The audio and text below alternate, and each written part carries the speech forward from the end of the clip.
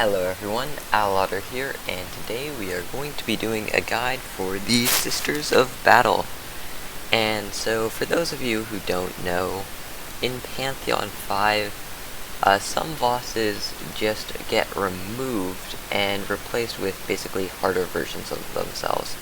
So, the the Sisters of Battle are the harder versions of the Mantis Lords. And so, right now it looks exactly the same, and it is pretty similar, but here, now that we've killed this one, rather than going from 1 into 2, we're going from 1 into 3. And so, now, in terms of attacks, you've presumably faced the Mantis Lords before, and they have the same attacks, just there's more of them. And so, what you really need to worry about is just being too slow, being caught off tempo, because, like, in theory, these bosses are not that hard to dodge, but if you get too slow, you can get chain hit. Like,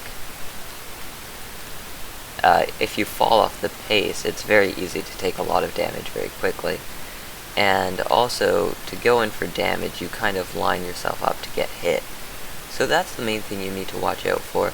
So, there are a lot of charm builds that work for them. The one I'm going to be using for this video is this one right here, with Shaman's Stone, Spell Twister, Quick Slash, and Strength. And this just gives you insane DPS, basically.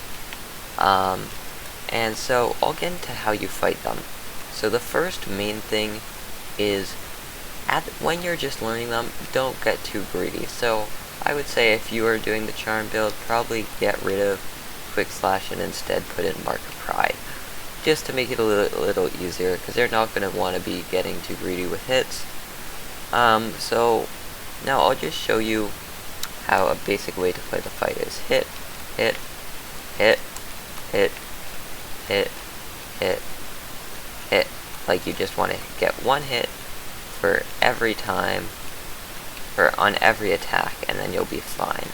And so now, in this time, you're going to be gathering a lot of soul. Now, what do you want to be doing with the soul? And there's one simple answer, and that's D-Dark. And so, the good thing about D-Dark is it often has actually very high damage, because it hits multiple mantises. And it also, of course, gives you invincibility frames, so you can kind of chain them. But I just want to make you aware of one thing. I would recommend playing this fight in a certain way. And so that method is to have two phases that you rotate between, kind of like you were a boss playing against a player. Like, is you want to do a soul gathering phase and a D-Darking phase.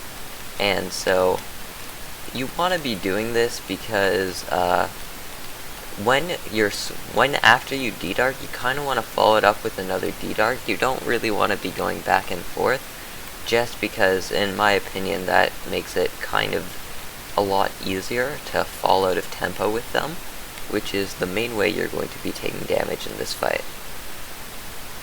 And so now, let's go through some of the individual motions you can do.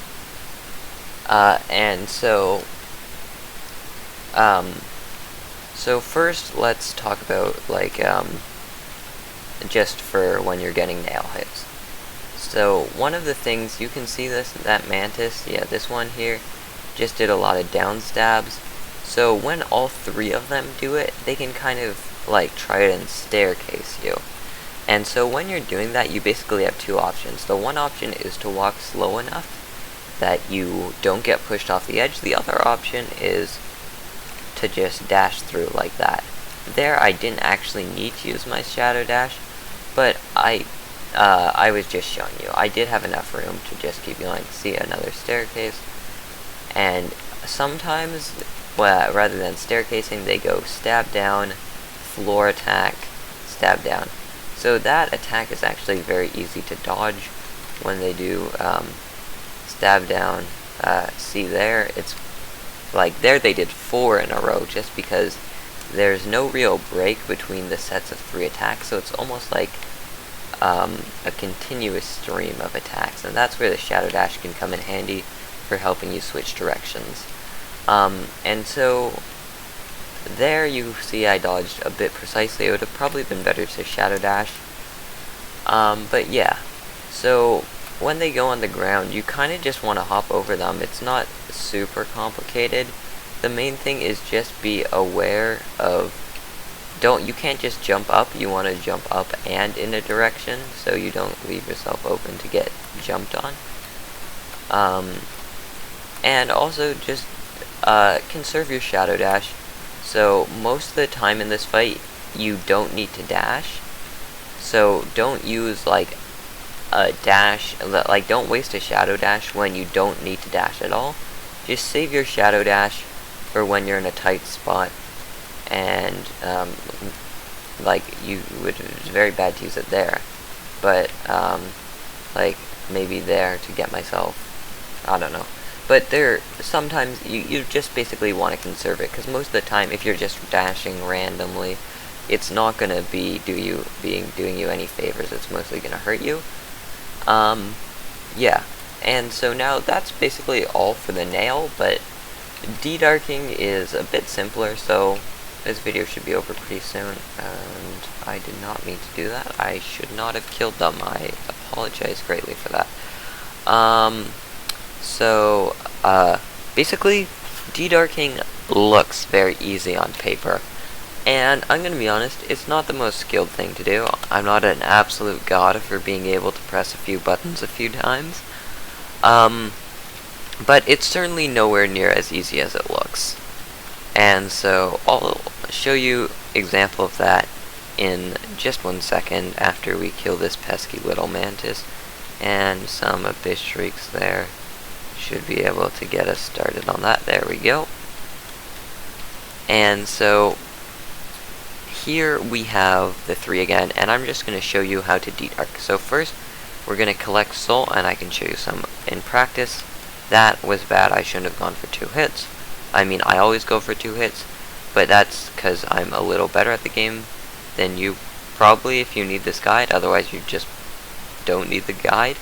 But since I already know this boss, like, I can go for 2 hits, but I wouldn't recommend you going for 2 hits. Just 1 hit at a time, just drain them down, and now we have a decent amount of soul. So the main important charms, I would say, for this fight are going to be Strength, just because it's a very good charm, Shaman Stone, and Spell Twister. Maybe Shaman Stone isn't needed, but Spell Twister is definitely very nice. So I'm going to show you how to de-dark. So you want to de-dark, dodge the current attack. Now, rather than thinking of them in 3 attacks, like, don't think of the attack as up a stab from above, then floor stab, then stab from above. Think of it just as stab from above. So I'm gonna de-dark here. That attack's finished. Now I de-dark again. That attack's finished. I de-dark again. That attack's finished. I de-dark again. That attack's finished. I de-dark again. And so like now one thing is when they do this attack, that's your time to reset, because it can be a lot harder than necessary to be worth de-darking there. So just get into a rhythm of it. You don't want to do this. Like, that is usually not going to work out very well for you.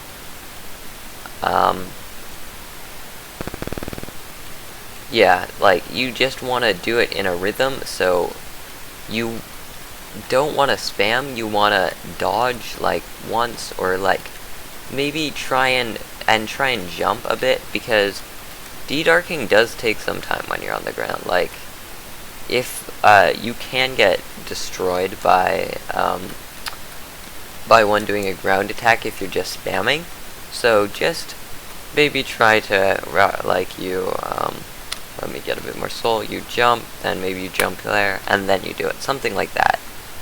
And really this is a boss more of just learning the patterns of it and stuff. So, yeah. Anyways, sorry if that was a little too rambly for you. Sometimes I am rambly because I do not have a script for any of this, obviously. And so yeah, thank you so much for watching. I hope you can beat the Sisters of Battle and enjoy their fight, because they're a really well designed boss, which can't exactly be said for every boss. Speaking of which, thanks for watching.